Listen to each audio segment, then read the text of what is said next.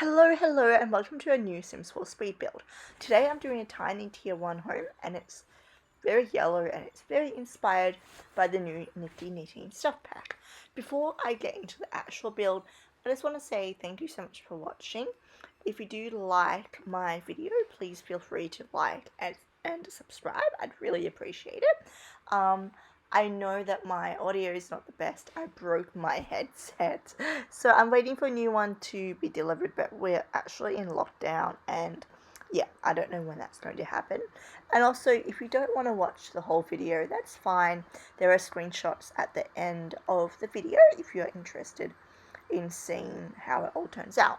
So let's get into the actual build now. I'm doing a little tiny home and it's fully functioning.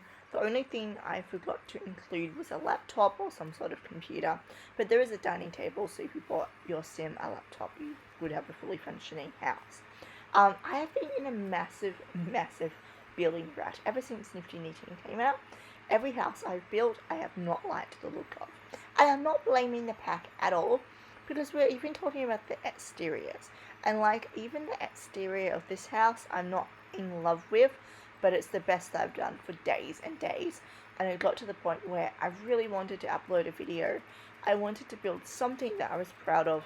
I'm not proud of anything, but here we go. Here's a video. I just wanted to, show you guys something. I don't actually use that many Nifty Knitting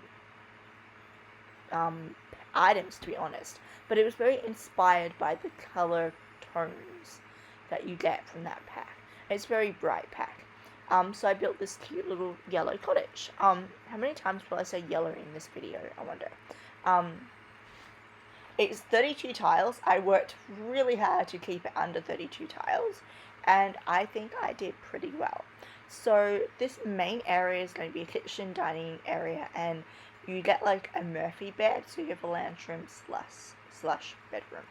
And we go for yellow counters up the top and my usual white down the bottom.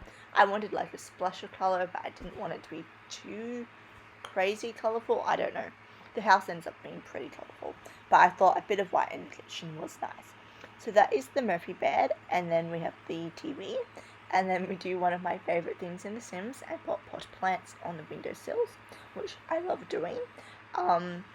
You just raise it up using your 9 key, and you do need your move objects key on. So yeah, if you do download this off the gallery, you will need to use that before placing it on a lot. We use these curtains, which I use quite a lot in my builds, but they, suit this house particularly well. I nearly went for that red, which was like a semi-match, but then I decided that maybe it was a little bit too crazy. I don't know, in hindsight, maybe I should have kept it. We also go for a yellow lava lamp, which I had to include because the proportions fitted that bookshelf so well. I kind of struggled to know what to put in there. We have this like little shoe rack area with a mirror by the back door, which I thought was super cute. And then over here we grabbed some of these prints, which I do like, but I thought they ended up being too modern, so I got rid of them and replaced them with these canvas prints, which I actually think suit the place way better. We had this teal seat, but I thought maybe it looked like I was trying too hard, so I put this little armchair in from the new Nifty Knitting Stuff Pack. But sadly we have to move it because I realized we need a dining table, and I could fit one extra seat in if I moved the armchair, which is kind of a shame because it did look like, a nice reading nook, but that's okay because we shove it over to the other side of the room. And that is the dining area completed. We're now probably going to do, we put a bin over there, but I forgot to play a test. So if you download this house and the bin doesn't work, really sorry.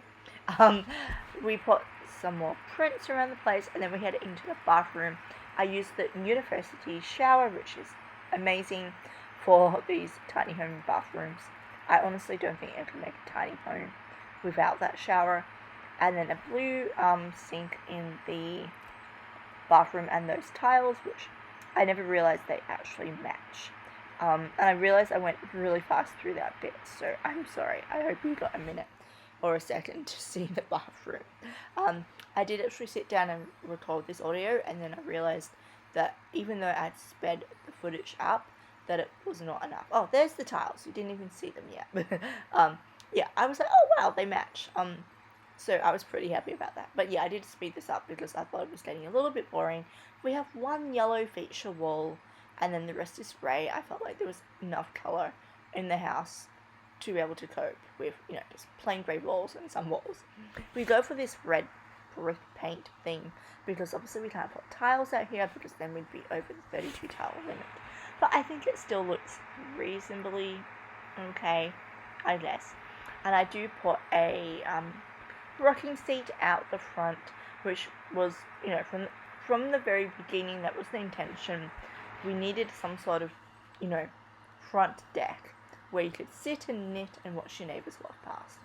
We also add some, I was going to say fernery, but no, some, I don't know, trellis plants, what do you call them? Bushes? I don't know. Do they have vines? Vines. We add some vines to the roof to give, some shade, and then we get started on the backyard. The backyard has like a little patio area, which is actually pretty cute, and it's pretty functional. The only thing I forgot to include was a barbecue. I tell you, hindsight is so annoying when you edit videos. Yeah, those are the rocking chairs. I think they look so cute there. And like from the minute I put the bay window in at the very beginning, I knew it was going to happen. Also, this shelf from Nifty Knitting, I love. I made it a little bit quirky with a pink candle in there. You do have a rocking, not rocking. You have a basket of wool there, so you can put that, I think, in your Sims inventory to knit. Now, I have a guilty confession. Nifty Knitting came out days ago, and all I've done so far is try to build a house. I've never actually entered game mode, like live mode with my Sims. How bad is that? I maybe should play some Sims just for myself and not do videos all the time now. That would be actually something I'm interested in that. You guys that make videos for, YouTube, do you find that you can't just play for yourself anymore? Because I haven't been able to. And then it makes me sad because I feel like I have to record and I have to do buildings for videos. I can't just build a house that I would like to live in for my Sims. I have to say, I am really looking forward to going back to the 100 Baby Challenge and Rides to Riches though. The only issue is because of the whole, broken headset thing. I haven't been able to record because the audio would be terrible, and for like a let's play, I feel like there's no point. But yeah, that's the little bin area. That's the patio area. I liked the idea of raising those flower boxes up a bit so that they were like hanging off the fence. I thought that looked pretty cute. And sorry, I've just realized I'm like leaping all over the place and I make no sense. Tiny bit of gardening here, guys. I felt like it didn't need a lot, or I didn't want a lot, because I don't know, I didn't feel like it went with the house. We do a couple more bushes, and I also forgot to mention those hedge things at the front. I actually sized them down. That was the first time I've ever done that, and I think they look so cute. We have some pot plants at the front door, which looks super cute. We do some terrain painting, which also makes things look a million times better. And I decided to put a driveway in because we had this space and I didn't really know what to do with it. So we go into the debug mode and I find a car. I settle on the first car I find, which is funny because it's like a minivan, and I mean only one person would live in this house, so I don't know. Also, I did this for the first time ever and I'm so happy. You can use a debug fences and put them right up against the lot, which is amazing because in Sims 3 you could build right up to the edge of the lot. In Sims 4 you obviously can't, but I realized with debug you can, and you don't have to pay for the fence, which is even better. So I was so happy with that. So here are the screenshots I promised right at the beginning of the video. I want to say a massive thank you for watching once again.